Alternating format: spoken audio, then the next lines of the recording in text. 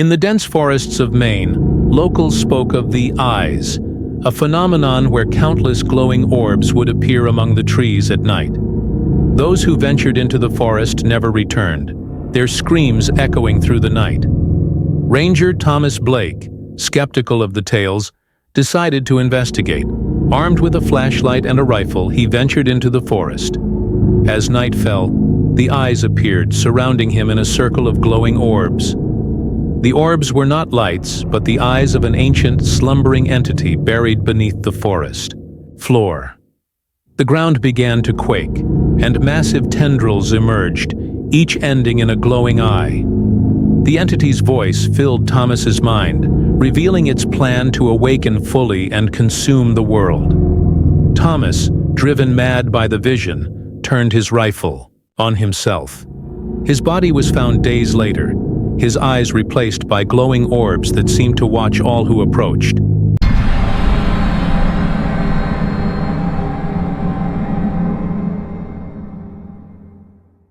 In the catacombs beneath Paris, a hidden chamber was discovered by a group of urban explorers.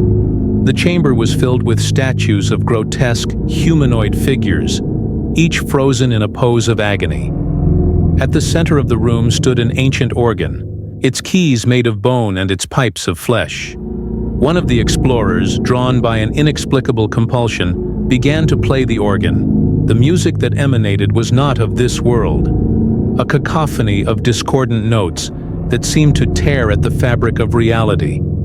The statues came to life, their screams merging into a horrifying choir that echoed through the catacombs.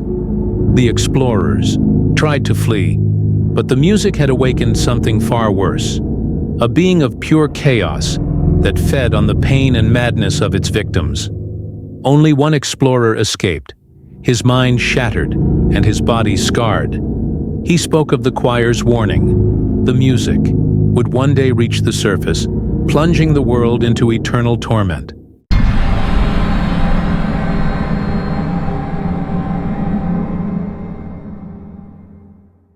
In a remote village in Siberia, a lake was said to be cursed. The water was black as ink, and no fish or plants could survive within it. Locals avoided the lake, claiming it was a gateway to another realm. A filmmaker, intrigued by the legend, decided to document the lake. As he filmed, shadows began to emerge from the water, taking on humanoid forms. These shadows were not mere reflections, but entities that mimicked his every move. As the days passed, the shadows grew more aggressive, attacking the filmmaker and dragging him into the lake. The footage was later found by locals, showing the filmmaker's final moments as he was consumed by the shadows. The lake remains untouched, its surface still and silent, but at night, the shadows can be seen dancing beneath the moonlight.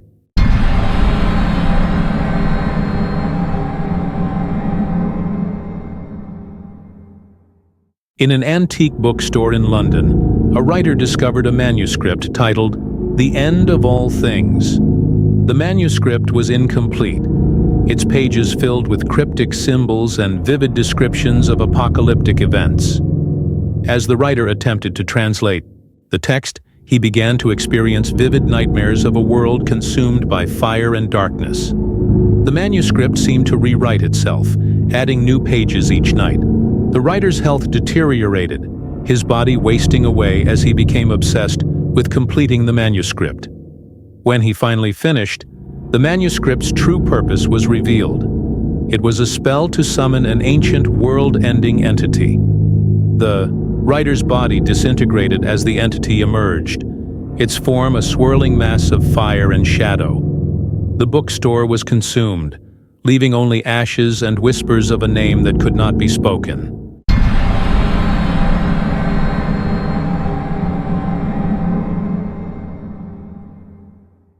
In an abandoned asylum, a group of paranormal investigators discovered a hidden door that led to a corridor stretching infinitely in both directions.